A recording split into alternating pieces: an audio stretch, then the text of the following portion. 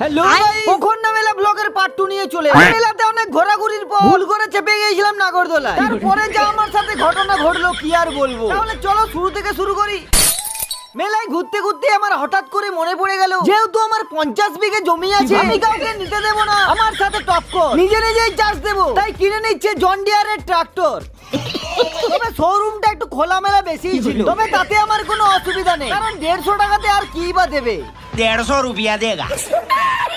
এরপরে আমি চলে গেলাম একটা ব্যাগের শোরুমে। তোমরা হয়তো এখন ভাবছো এত বড় ব্যাগ নিয়ে আমি কি করব। আসলে ফেসবুকে এত টাকা ইনকাম হচ্ছে কি আর বলবো, তবে খাটালিও আছে, ভিডিওগুলো এডিট করতে হয় আমাকে রাত জেগে। তাই ভাবলাম এবার টাকা রাখবো এই 2.5 ব্যাগে।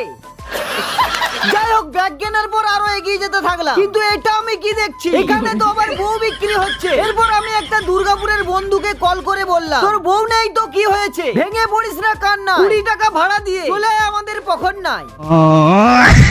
আর কিছুক্ষণ ঘুরবো, এরপর চলে যাব বাড়ি। হাঁটতে আর পারছি না, তাই কিনে নিলাম হিরো কোম্পানির গাড়ি।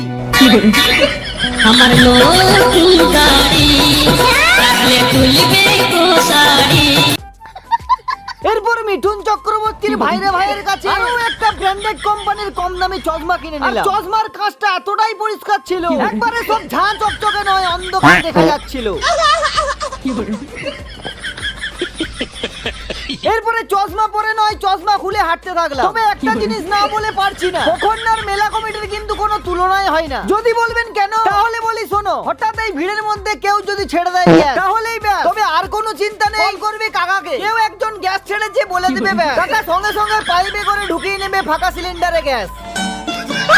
এরপর আমি ফুটবলে করে গ্লাস ফেলবো, কারণ সব গ্লাস ফেললেই পেয়ে যাবো একটা বড় পারা গামলা। তাই হাক পাক করে বল নিয়ে করে দিলাম গ্লাসের উপর হামলা, কিন্তু কপাল আমার ফাঁকা, ঘুরলো না ভাগ্যের চাকা। তাই 10 টাকা হলো লস, কি আর বলবো বল। এরপর হাঁটতে হাঁটতে চলে গেলাম নাগরদোলার কাছে। এখানে এসে দেখি ছোটা ভীম বড় ভীম হয়ে গেছে। আমি ভীমকে বললাম, তুমি এত লম্বা কি করে হয়ে গেলে? তখন ভীম আমাকে বললো, I'm a complain boy. পেন্দো শালা, লাড্ডু খেয়ে খেয়ে মনে হয় শালা সুগার হয়ে গেছে। আর বলছে আই এম এ কমপ্লেন বয়, তুই শালা লাড্ডু বয়।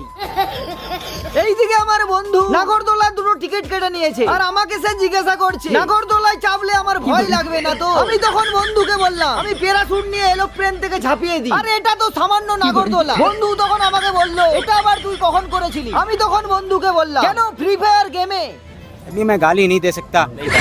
এরপর আমরা ফটাফট নাগরদোলায় চেপে গেলাম। আমার তো বেশ ভালোই লাগছিল। এই লেভেলের আনন্দ হচ্ছে বন্ধুরা, সেই লেভেলের আনন্দ। A few moments later. Cholo cholo নয়নে। অনেক হয়েছে ভাটবো, এবার আমরা ঘর যাই। Tata bye bye.